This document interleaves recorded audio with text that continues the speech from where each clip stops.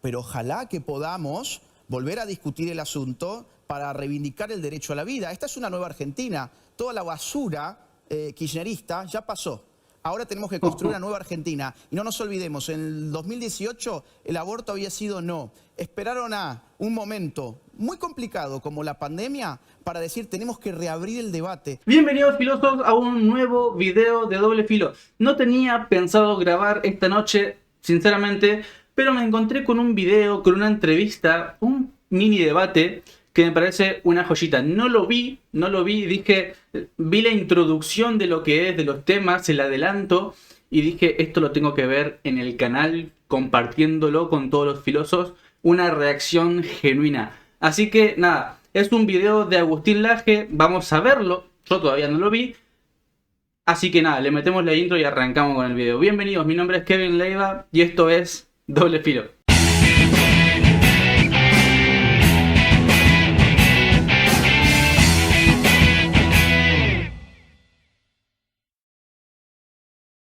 Bueno, vamos a reaccionar ahora a esta entrevista. El título dice así: Agustín Laje debate con periodista progre en TV Argentina.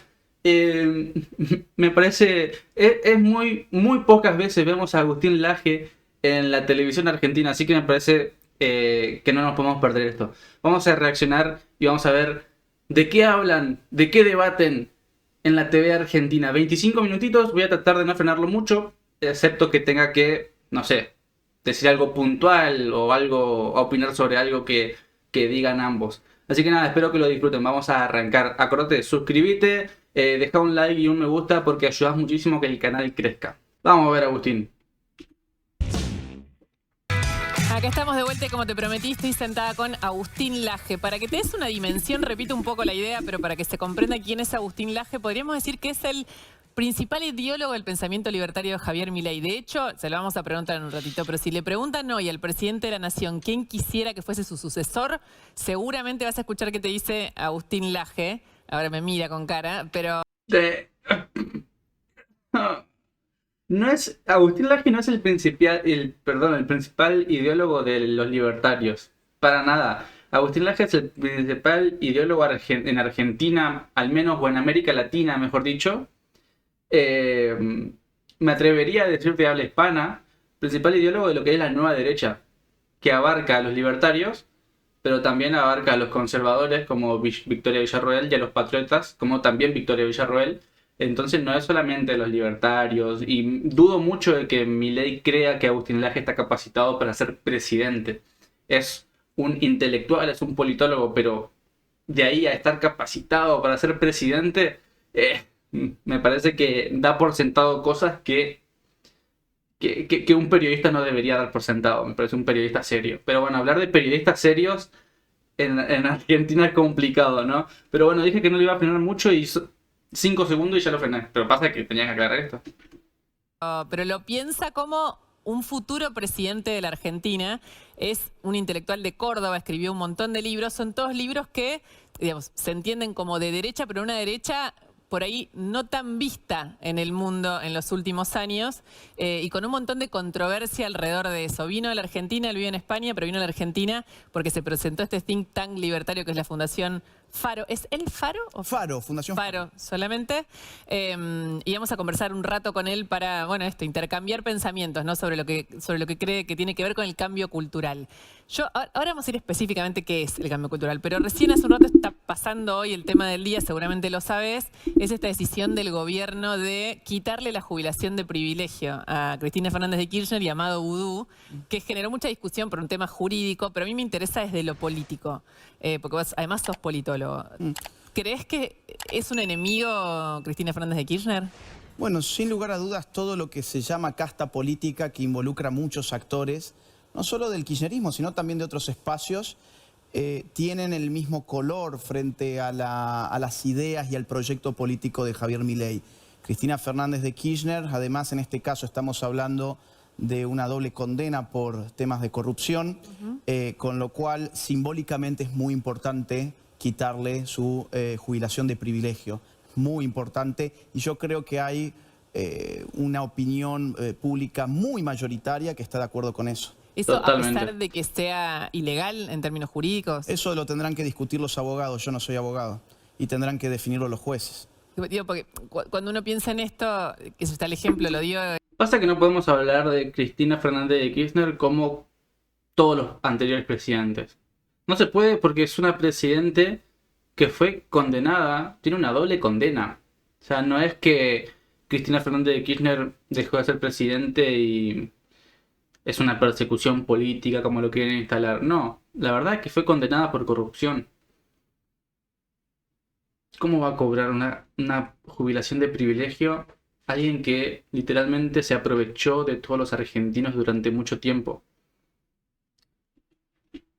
Ella en su carta, ¿no? Pero podemos utilizar otros ejemplos, pero que yo Rodríguez Sá fue presidente durante Sí. unos pocos días en una presidencia que fue también vergonzosa. La expresidenta da como ejemplo a Carlos Menem, que tuvo doble condena y no se le retiró la pensión a su hija. Sí. Sí, pero esta es una nueva Argentina. Yo no lo compararía con otros Total. proyectos políticos. Justamente, es muy bueno tener en cuenta que en esos casos se ha cometido una injusticia también. El problema es que las injusticias pasadas no habilitan las futuras. Al contrario, si hay una nueva era en la Argentina, como mucha gente ha pedido. Voy a matar a este mosquito porque me tiene podrido. Vení para acá. No, otra vez se me perdió.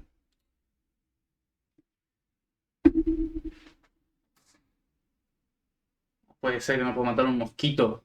El problema de la Argentina es que nunca ha visto a los corruptos tras las rejas. O por lo menos los casos son mínimamente contados. No sé, podemos hablar de vudú. Y mira, me sobran los dedos de una sola mano para poder, digamos, ver nombre por nombre. Ahora, eso tiene que cambiar. Y este es un gran paso. ¿Vos dirías que están como curados de corrupción un gobierno libertario en este caso? ¿Que está No. exento de corrupción? Exacto. No. No está exento de corrupción nadie que pase por el Estado. Por eso, al primero que amague incluso hacer algún acto de corrupción, pues hay que cortarles las manos. Sentido figurado, vamos a decir por las dudas, sentido metafórico. Tienen que sacarlo de inmediato del gobierno. Entonces, ahí está una de las tantas misiones que tiene Javier Milei y su gente, que es estar supervisando que no pase absolutamente nada vinculado con corrupción en estos años. Recién vos nombrabas, ahora vamos a sumar a Manu Jove a la conversación, pero recién hablabas del Estado. Digamos, muchas veces si uno habla con algunos de los principales funcionarios del gobierno, dicen que si fuese por ellos no existiría el Estado. Bueno, esa es una línea muy particular que es el anarcocapitalismo. Dentro de La Libertad Avanza hay distintas líneas, hay sectores más anarcocapitalistas, hay sectores liberales clásicos, hay sectores paleolibertarios, hay sectores conservadores, hay sectores soberanistas que conviven en lo que por economía de términos podríamos denominar nueva derecha. Entonces, hay gente que piensa de esa manera. No es la forma, claro, en la que yo pienso. Creo que el Estado es un mal necesario. Es un mal porque tiene que ver con el monopolio de la fuerza física, pero al final del día hay que evitar, digamos así, el desorden social, la avanzada sobre los derechos naturales o los derechos individuales, y para eso es necesaria una autoridad política. El tema aquí no es aniquilar al Estado, porque eso, a ver, a mi juicio eso no va a pasar ni puede pasar. Lo que hay que discutir entonces es el tamaño de... Los premios porque presten atención al título, ¿no? Habla el ideólogo de Milei. Agustín Laje no es el ideólogo de Milei. Milei venía haciendo la batalla cultural mucho antes. Si se quiere, empezaron juntos. Si se quiere, ¿no?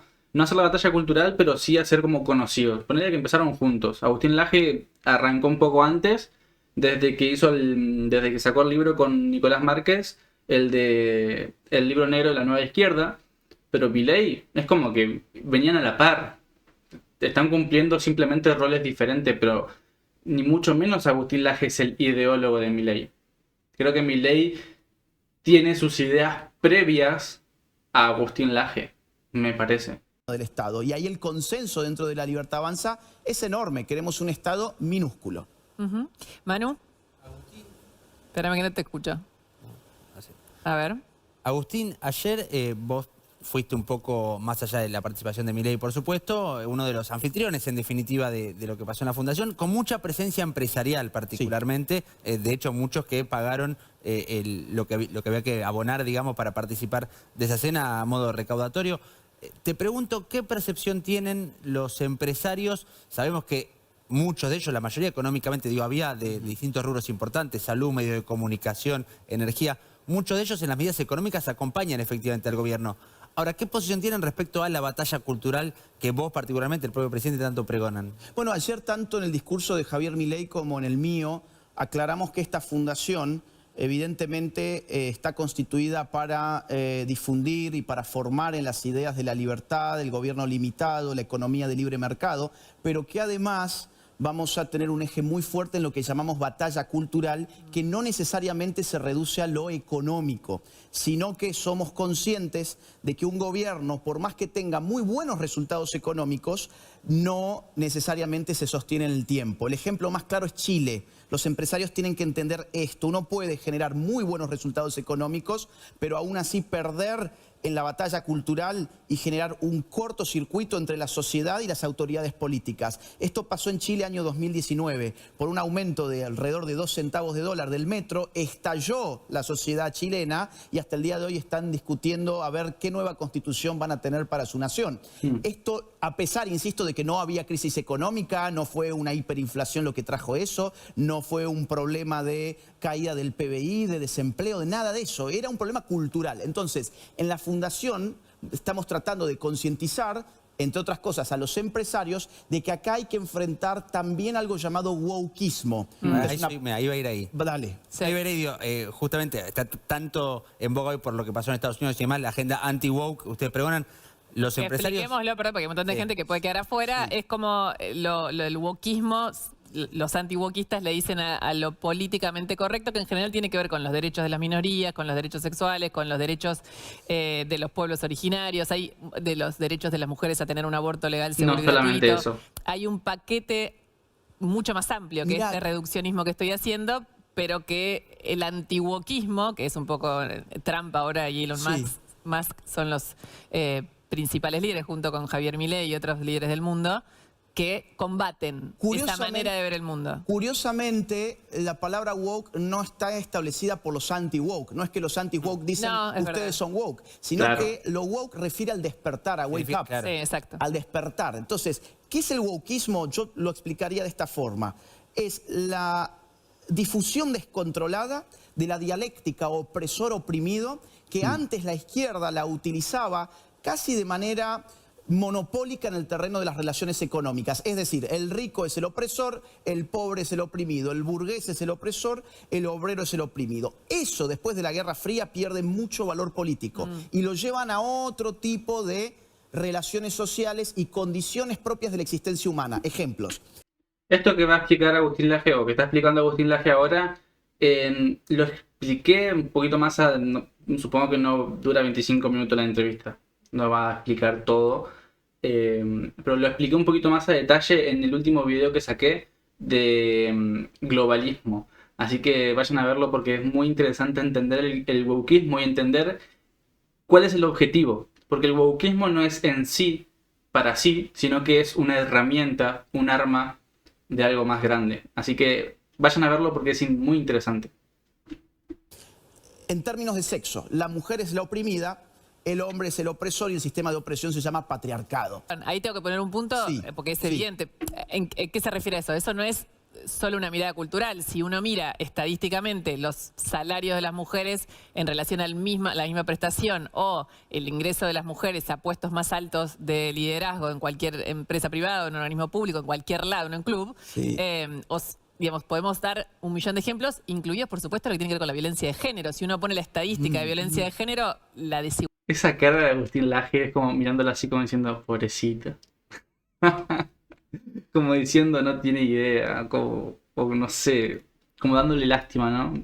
Al pensamiento. Me hizo mucha gracia. La igualdad es muy evidente, digamos, también es producto de una realidad, no solo de, digamos, de un discurso, me parece. ¿Y qué pasa si mirás en la base de la pirámide y no en la cúspide?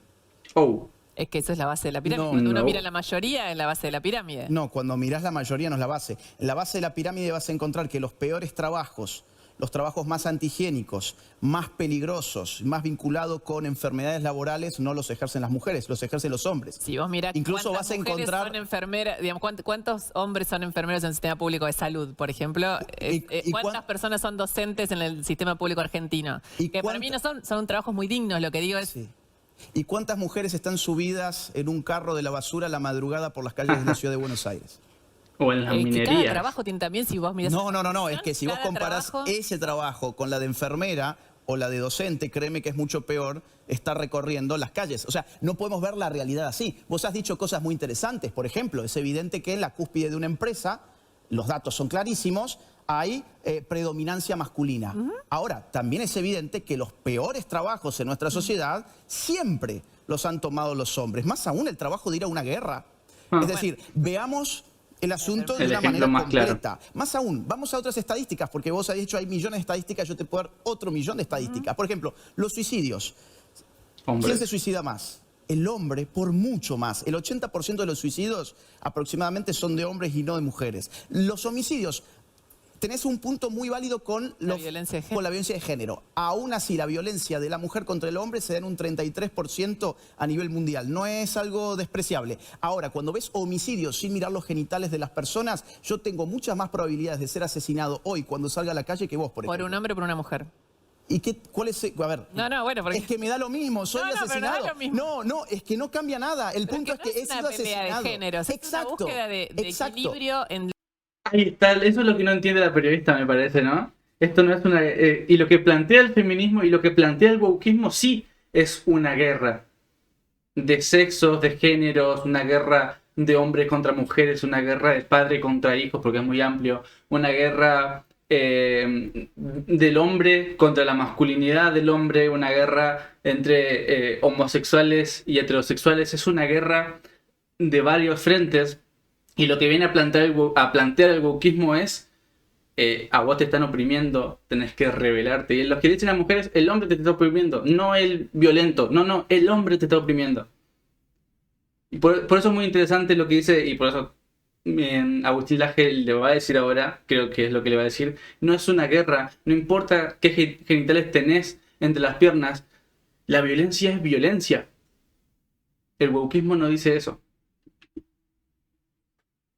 lo que está desequilibrado. Exacto. ¿Por Mirá, qué esa agenda es...? Vos tenés mucha más probabilidad de ser violentada por tu pareja, físicamente, no No, y de psicológicamente. ser violada en la calle que vos. Exactamente. Y yo tengo mucho más probabilidad de que cuando salga acá me peguen un tiro, por ejemplo, que vos. Entonces, como no es una competencia, no podemos mirar la realidad tapándonos un ojo. Ese es el punto. ¿El wokismo qué hace? El wokismo dice, no. Este es un mundo dividido en blanco y negro. Vos sos la oprimida, vos sos el opresor por tu sexo. Pero incluso podría ser también, por ejemplo, por tu orientación sexual. O Ahí podría está. ser por tu identidad de género. O podría ser por tu raza, por tu etnia. Podría ser incluso por tu especie. Es decir, según el wokismo, por ejemplo, Sí. una de sus corrientes es el antiespecismo. Según esa corriente, nosotros como seres humanos oprimimos a la madre tierra. Entonces, ¿qué es esto de wokismo? Es la dispersión descontrolada de esa dialéctica opresor-oprimido que al final del día hace un daño tremendo porque conflictúa todas las relaciones sexuales, las relaciones de familia, las relaciones de amistad, las relaciones dentro de una empresa, de un club, de una iglesia. ¿No solas por el secreto, por ejemplo? ¿Perdón?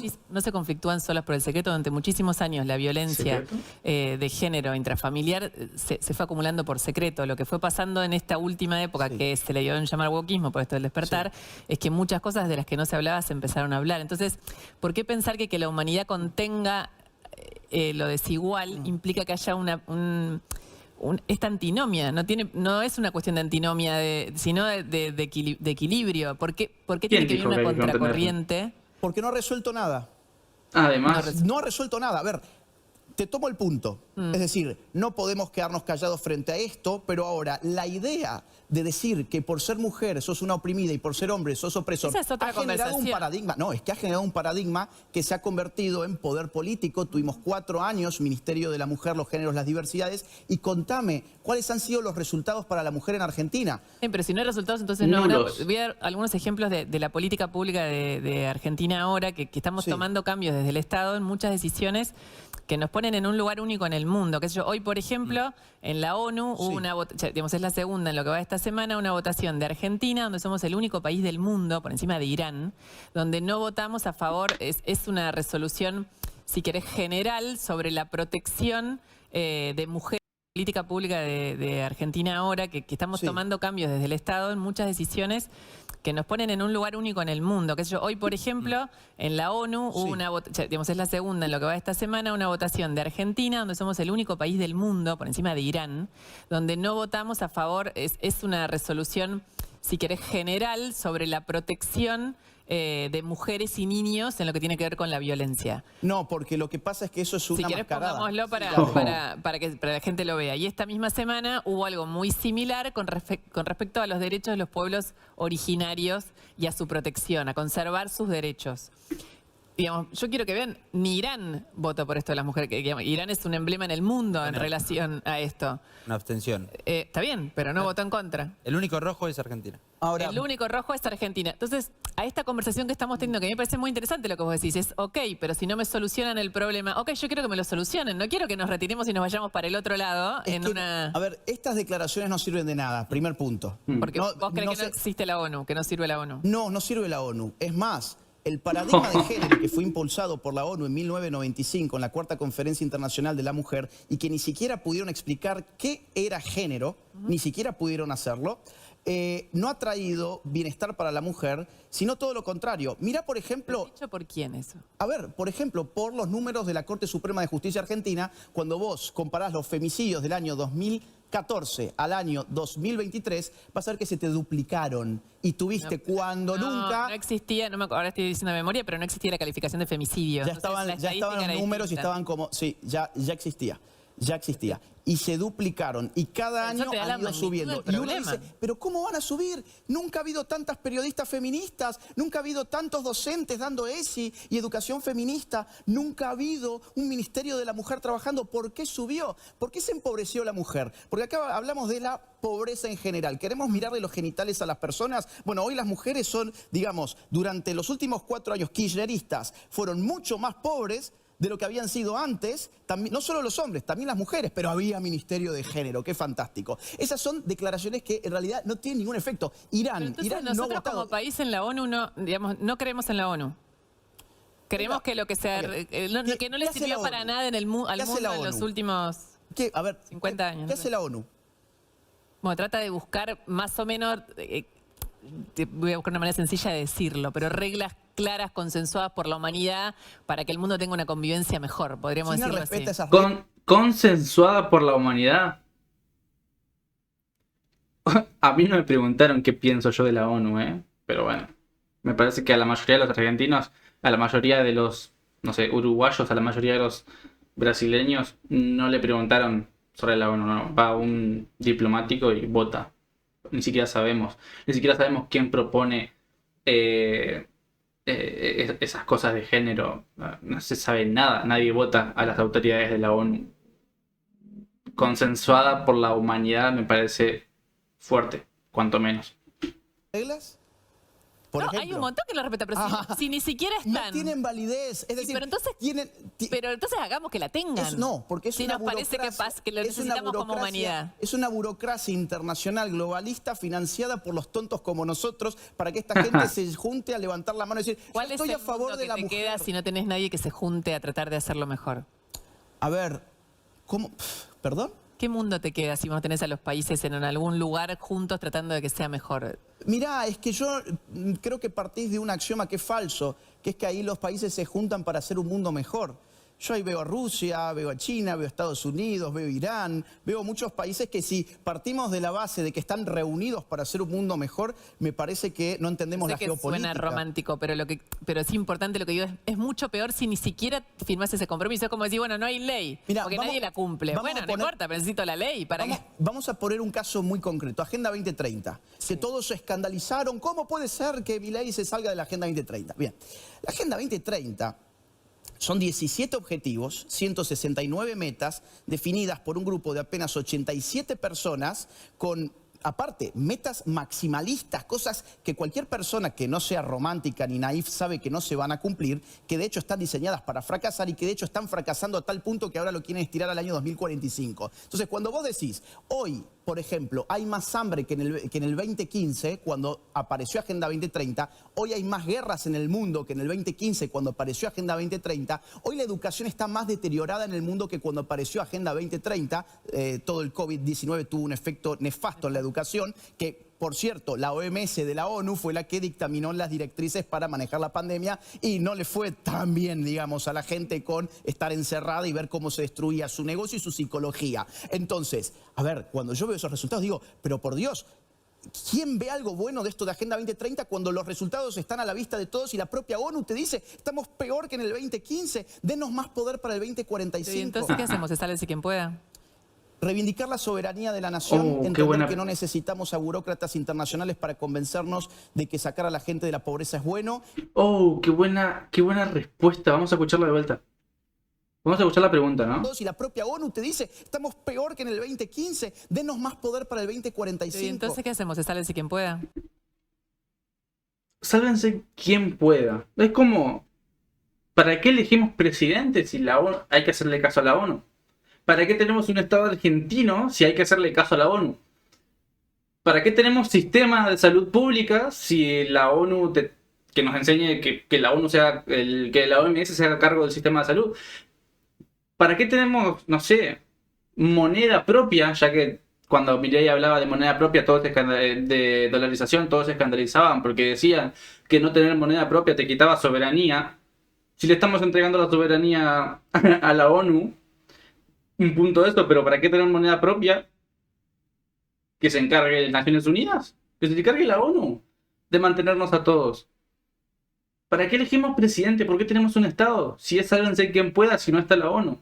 Como que hay una falsa dicotomía, ¿no? De pensar que si le damos todo el poder a la ONU y a estas organizaciones supranacionales, vamos a estar mejor. Y los resultados, como dice Agustín, están a la vista. Reivindicar la soberanía de la nación, entender que no necesitamos a burócratas internacionales para convencernos de que sacar a la gente de la pobreza es bueno, que defender a la mujer es bueno, que garantizar los derechos individuales es bueno. ¿Qué sería defender a la mujer? Bueno, por ejemplo, una economía sana que le permita tener una vida digna.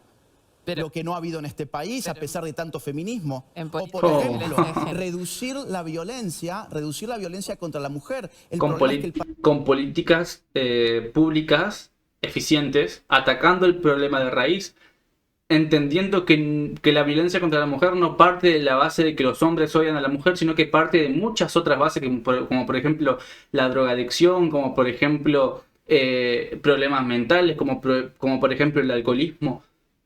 Hay muchos otros factores que no necesariamente son porque el hombre odia a la mujer, entonces por eso hay mujeres que son violentadas. No, el patriarcado, no. Políticas públicas eficientes que ataquen el problema de raíz y no una fantasía, un hombre de paja como el patriarcado. Paradigma de género, ya lo hemos probado, pero por Dios, no tropecemos tantas veces con la misma piedra. Ya hemos probado ese paradigma, ya sabemos que no funcionó. Entonces, probemos otro. Es más, a ver, hasta tal punto ese paradigma del género no ha funcionado, que no solo en Argentina es el ejemplo. Tenés ejemplo en España, el país más feminista hispanohablante. Tenés ejemplos en México, cómo se disparó la violencia contra la mujer. Digamos, son un montón de temas. O sea, me gustaría hablar muchísimo. Es muy interesante el... Llévenlo a Agustín Laje a la televisión. ¿Por qué no lo llevan? Llévenlo más seguido. Él va a ir con mucho gusto, conversar con vos porque hay un millón de temas que se abren y porque de alguna manera ponen en cuestionamiento casi los consensos con los que venimos funcionando. Es que no son consensos. No se debatió. ¿Quién debatió la Agenda 2030? ¿Quién? Bueno, en la ONU todos los países.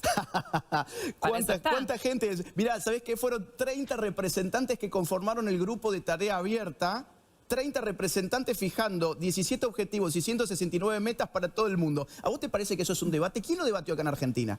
En Argentina, los representantes diplomáticos argentinos en esos organismos. Pero no fue la sociedad entonces. Bueno, pero la sociedad no va a discutir todos los temas No, todo pero el tiempo. debería, Pero acá discutió, debería. la sociedad discutió y aprobó, y esto es lo último, pero nos quedamos sin ¿Y los tiempo, medios? el aborto legal, seguro y gratuito. Se discutió socialmente, se discutió en el Congreso y se aprobó una ley. Sí, y se había ustedes rechazado, se creen? aprobó durante la pandemia. Ay, se aprobó. Y la sociedad lo discutió y hubo infinita más audiencia pública que en el aborto. ¿Ustedes van a promover que esa ley, digamos, se desarme? Yo no soy parte del gobierno, yo no puedo promover nada. Ahora, te digo, Pero como en Estados A ver, Unidos, este think tank es un poco esa idea de que son órganos de pensamiento que abonan política pública. Que me parece que está bien. No somos un órgano que sea parte del gobierno ni parte de la Libertad Avanza. Estamos apoyando las mismas ideas en todo caso y queremos formar cuadros técnicos, culturales y políticos.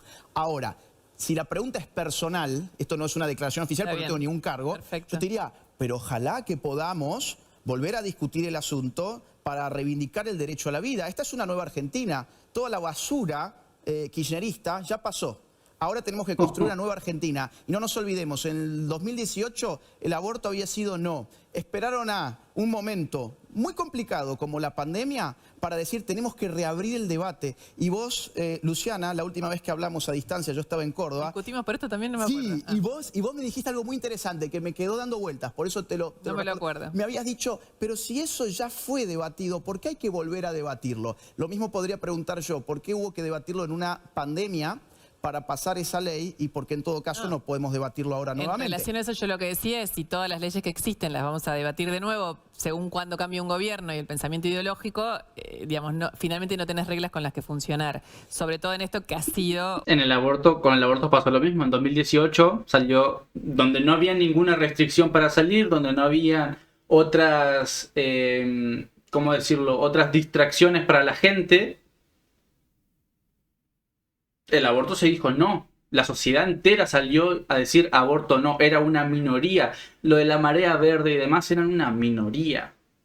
Muy ruidosa, pero una minoría al fin. Cuando salió toda la sociedad argentina a decir con aborto no te votó, el aborto fue rechazado.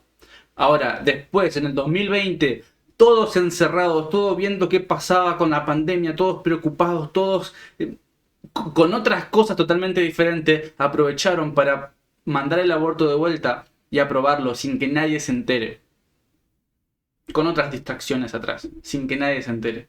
Nadie lo debatió, ni siquiera los medios de comunicación en su mayoría lo debatieron como si lo habían hecho en el 2018. Así que si se debatió de vuelta algo que no se había aprobado, ¿por qué no se puede debatir de vuelta algo que se aprobó? No, me parece que se puede hacer. Digamos, porque el derecho a la vida está cuidado. La mujer No. que quiere tener un hijo lo puede tener. Sí, pero Sí. el derecho a la vida del hijo no está cuidado. Exacto. Ese es el problema. Abrimos otra, vamos a terminar como en Córdoba, se nos termina el tiempo. Nada, te agradezco mucho haber venido. Sabemos la otra vez te habíamos invitado y al final, a último momento, No te no se preocupes. pudo dar. Y siempre bienvenido para Te agradezco conversar muchísimo sobre esto. y Manu, gracias. Que no le dejé preguntar nada, pobre Manu, al final. Muy interesante. Tener- Bueno, excelente entrevista, muy picante. Tienen que llevarlo más seguido a Agustín Laje a la televisión argentina. Me parece que tiene mucho que aportar al debate, mucho en la Argentina. Él es muy bien recibido en otros lados y en Argentina por los medios de comunicación es muy rechazado, muy ninguneado, no lo toman. Porque evidentemente nadie le puede ganar en un debate. Al menos no los periodistas o comunicadores que tenemos en Argentina, que en su mayoría son feministas, bien pensantes, moralistas y demás. Pero bueno, espero que les haya gustado esta reacción, espero, nada, lo quise compartir con ustedes porque me parece algo muy interesante y lo vemos poco a Agustín en la tele argentina. Así que nada, gracias a los que vieron este video, te invito a suscribirte, a dejar un me gusta y a apoyar al canal porque es la única manera que tenemos de, por ejemplo, apoyar la batalla cultural, ¿no? Apoyar la batalla cultural que hace Agustín, apoyar la batalla cultural de la nueva derecha. Esto es un canal informativo, pero en ciertos temas, como por ejemplo el aborto, estamos muy a favor de la vida y estamos muy comprometidos con lo que es la batalla cultural. Así que nada, espero que les haya gustado, suscríbete, deja un me gusta y nos vemos en la próxima. Mi nombre es Kevin Leiva y esto fue un nuevo video de Doble Filo. Chao.